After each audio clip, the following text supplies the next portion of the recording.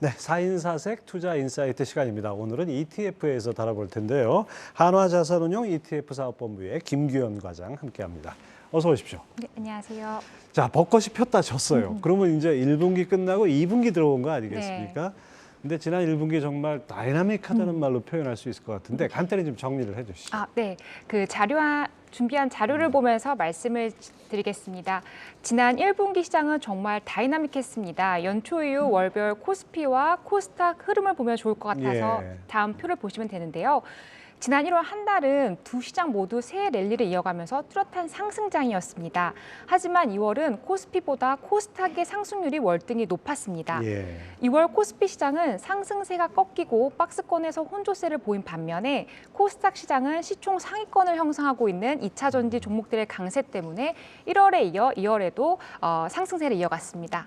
그리고 3월 증시는 그래프를 보면서 말씀을 드리겠습니다. 그 그래프를 보시면은 3월 10일 미국 스타트업 생태계 핵심인 실리콘밸리 은행이 유동성 위기를 극복하지 못하고 파산을 했지 않았습니까? 그래서 이 기점으로 전과 후에 증시가 다른 모습을 보였는데요. 이 전까지만 해도 그 그래프를 보시면은 미 연준의 긴축 사이클이 더 이어질 것이라는 전망이 투자 심리를 위축시켰습니다. 그렇죠. 하지만 이번 사태 이후에 연준의 긴축 강도가 약해질 것이라는 전망도 있었고 지속해서 금리 인상을 강행하기는 어려울 것으로 보면서 다시 상승했습니다. 아무튼 분위기가 뭐 롤러코스터 여러 번 탄 기분인데 지수상으로는 좀 상당히 올랐네요. 네, 맞습니다.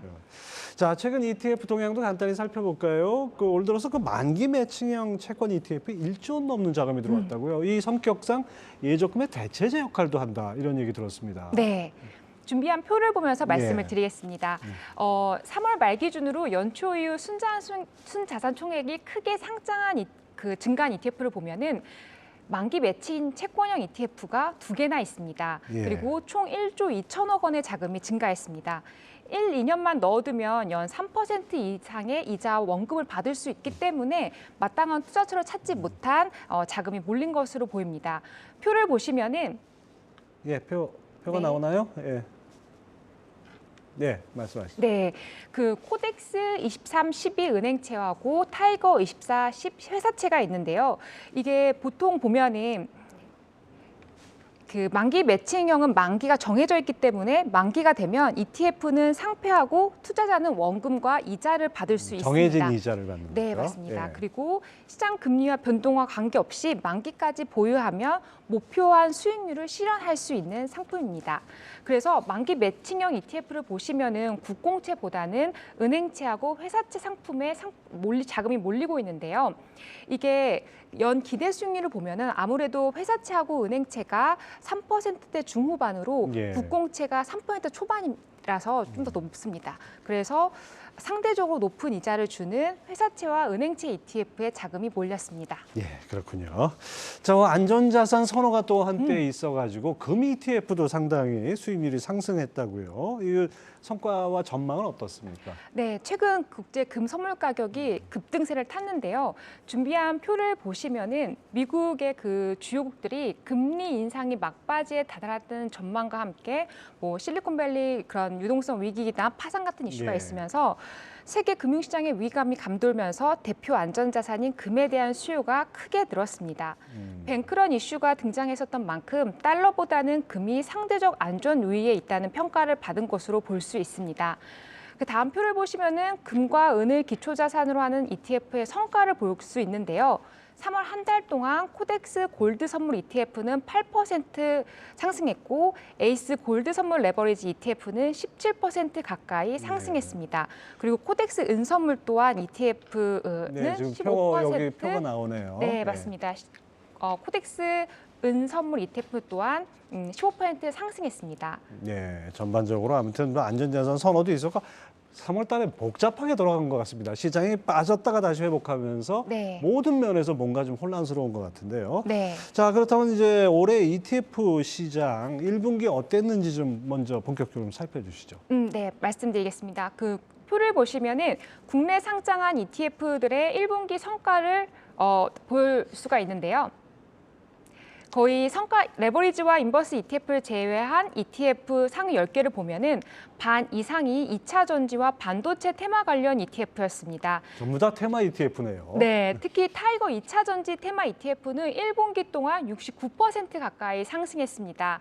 다음으로 눈에 띄는 것은 기후변화 솔루션 ETF인데요. 예. 이 ETF 같은 경우는 저탄소 경제 전환 국면에서 수혜를 받을 기업과 저탄소 관련 특허를 보유한 기업들을 담고 있습니다. 그래서 이런 저탄소 제품의 서비스가 이제 성장하면서 혜택을 볼 가능성이 높은 기업이기 때문에 전기차나 태양광 관련 기업들이 주로 포함이 됩니다. 그래서 그 2차 전지, 그다음에 기후변화 솔루션 ETF의 구성 종목을 보면은 뭐 LG 에너지 솔루션뿐만 아니라 에코프로, 그다음에 에코프로 BM 등 2차 전지 밸류체인 종목들의 비중이 큽니다.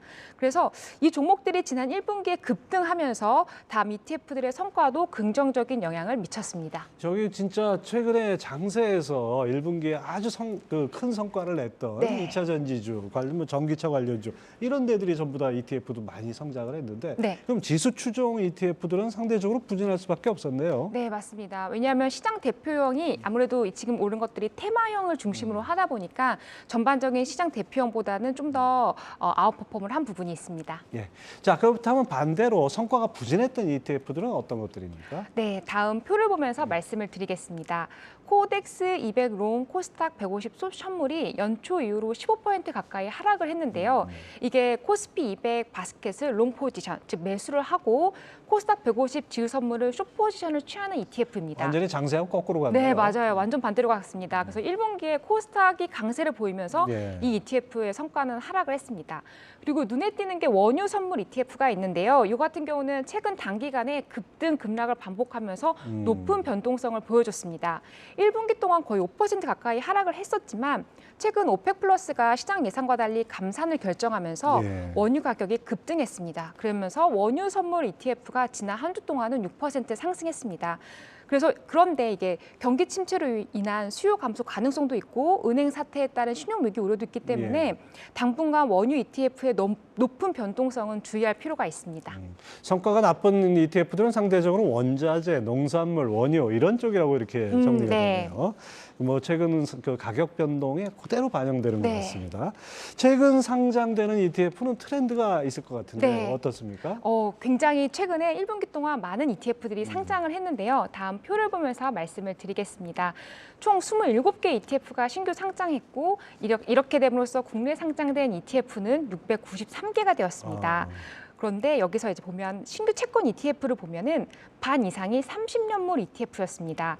장기채 ETF를 출시한 이유는 향후 금리가 하락 안정화되면 장기채 투자 매력도가 커지기 때문에 그렇죠. 예. 장기채는 금리 움직임에 따른 가격 변동성이 단기채보다 큽니다. 따라서 지난해 급격하게 상승한 금리가 앞으로 완만하게 하락할 가능성도 있기 때문에 이에 대응하기 위한 상품을 선제적으로 출시를 했습니다.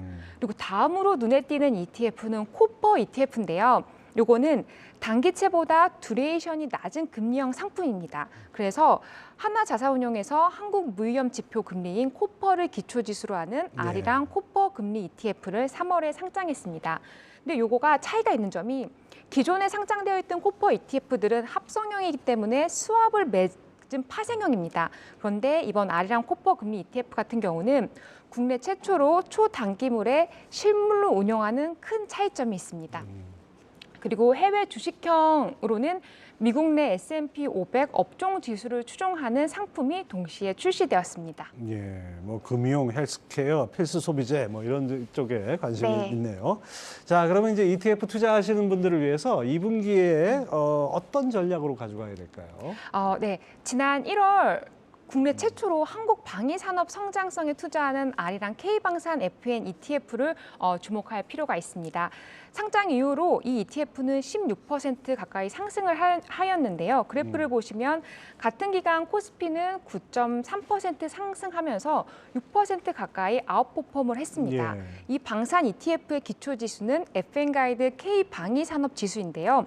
이게 지수 구성 방법을 보면은 방산 키워드 유사도와 시가총액, 그다음에 섹터 연관성 등을 종합적으로 고려해서 만든 종목을 선정하게 됩니다. 그래서 다음 표를 보시면은 이제 여기까지인가 본데요. 네. 예. 네. 예, 그리고 저는 한 가지 개인적으로 궁금한 게 네. ETF에 리버스가 있고 인버스가 있고 레버리지가 있지 않습니까?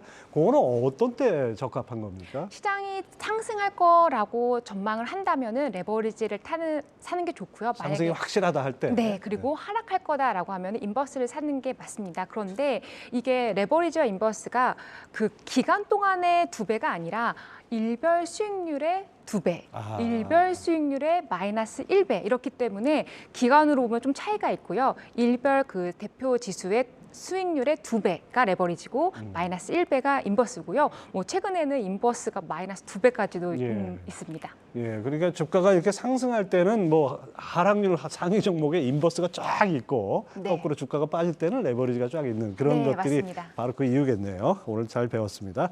하나자산운용 ETF 사업본부의 김규영 과장 함께했습니다. 말씀 감사합니다. 네, 감사합니다.